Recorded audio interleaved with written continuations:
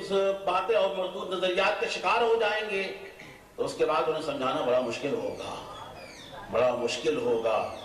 میں بہت دو ٹوک لفظوں میں یہ کہہ رہا ہوں کہ اے بزرگان دین سے تعلق رکھنے والوں، اے سلاسل طریقت، چاہے سلسلہ عالیہ قادریہ ہو، چشتیہ ہو، نقشبندیہ ہو، سہروردیہ ہو، اشرفیہ ہو، کوئی بھی سلسلہ ہو، اس سلسلے سے وابستہ لوگوں اپنے آنے والی نسلوں کو، اور خاص طور پر آپ کی وہ نسل کہ جو دنیاوی تعلیمی اداروں میں تعلیم حاصل کر رہی ہے، ان کو اگر اپنے بزرگوں کے نقش قدم پر رکھنا چاہتے ہو تو ان پر پہرا بٹھاؤ، ان کی فکر کرو، ان کی تربیت کرو، ان کی طرف توجہ کرو. تو عرض کر رہا تھا کہ توحید اللہ رب العالمین اس ذات میں، اس کے صفات میں، اس کے افعال میں، اس کے اقوال میں، اس کے احکام میں اسے لا شریک ماننا، اور ظاہر ہے کہ اللہ تبارک و تعالیٰ کے ذات و صفات میں، اقوال و افعال میں، احکام میں کسی شے کو بھی کسی درجے میں اگر کسی نے شریک کر دیا وہ وہیں مشرک ہو جائے گا. اور ظاہر ہے کہ شرک کی راہ ابلیس دکھاتا ہے، شرک کے راستے مومن و موحد کے سامنے ابلیس واہ کرتا ہے، اور توحید کے حوالے سے وسوسے ابلیس ڈالتا ہے. اور پھر جب ابلیسی راستے کو بندہ اپنا لے تو پھر وہ کہاں جائے گا اور کتنے گمراہیوں میں بھٹکے گا، کتنی تاریکیوں میں جائے گا، اس کا تصور وہ نہیں کر سکتا.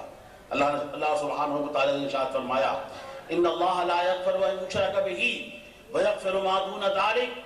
اے قرآن پڑھنے والے سن اور توجہ کے ساتھ سن کہ اللہ رب العالمین کا یہ حکم ہے کہ اللہ تبارک و تعالی شرک کو کبھی معاف نہیں کرے گا.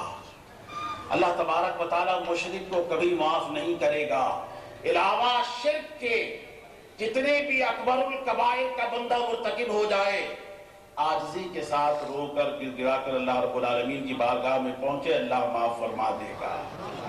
کسی بزرگ کے ہاتھ پر ہاتھ رکھ کر جائے، اللہ معاف فرما دے گا. اولیاء اللہ کے دامن سے وابستہ ہو کر جائے، اللہ معاف فرما دے گا. جس چیز کی معافی نہیں ہے وہ شرک ہے. قرآن اس کی شہادت دیتا ہے وَإِنَّ الشِّرْكَ لَظُلْمٌ عَظِيمٌ. حضرت لقمان کے حوالے سے قرآن نے آیت کی، اپنے بیٹے کو تاکید کرتے ہوئے، تعلیم دیتے ہوئے بتایا تھا کہ جو سب سے بڑا جرم ہے وہ اللہ سبحانہ و تعالیٰ کے ذات و صفات میں، اس کے اقوال و افعال و احکام میں کسی کو شریک کرنا ہے، کسی کو شریک کرنا ہے. اللہ تبارک و تعالیٰ کی توحید پر ایمان لانا اولین چیز ہے. قرآن کریم میں احادیث مبارکہ میں اگر میں اب اس حوالے سے آیتیں اور حدیثیں پڑھنا شروع کروں تو اس کے لیے بہت وقت چاہیے.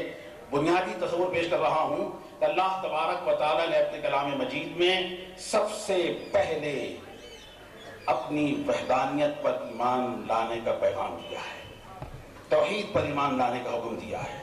مانو اس ذات کو جو اس کل کائنات کا خالق ہے، مالک ہے، پالنہار ہے، دینے والا ہے، عطا کرنے والا ہے، جو رازق ہے، اور جس کی رحمت اگر بندے کے شامل حال نہ ہو تو ایک نفس بھی وقت گزارنا مشکل تر ہو جائے. اللہ رب العالمین، اللہ تعالیٰ نے فرمایا هو اللہ الذی لا الہ الا ہو، وہ اللہ ہی تو ہے جس کے سوا کوئی معبود نہیں. اے مظاہر فطرت کو پوجنے والوں، اے دنیا کی عارضی چیزوں پر نفع حاصل کر کر اس کے سامنے چھکنے والوں، اسے سجدہ کرنے والوں، اس کی عبادت کرنے والوں، اس کی پوجا کرنے والوں، پرستش کرنے والوں، کہاں بھٹک رہے ہو؟ پرستش صرف ایک ذات کی ہوگی، وہ اللہ ہے، وہ اللہ ہے. عبادت صرف اللہ کی ہوگی، کہاں بھٹک رہے ہو؟ واللہ الذی لا الہ الا ہو. وہی تو عالم الغیب والشہادہ ہے، وہی تو رحمان و رحیم ہے، اسی کے اسماء حسنہ ہے جو قرآن کریم نے بیان کیا ہے. اللہ ہے، اللہ کے سوا کوئی معبود نہیں ہے، اللہ ہے. اللہ سبحانہ و تعالی۔ حضرت مخدوم سمنانی رضی اللہ تعالیٰ عنہ اپنے لطائف میں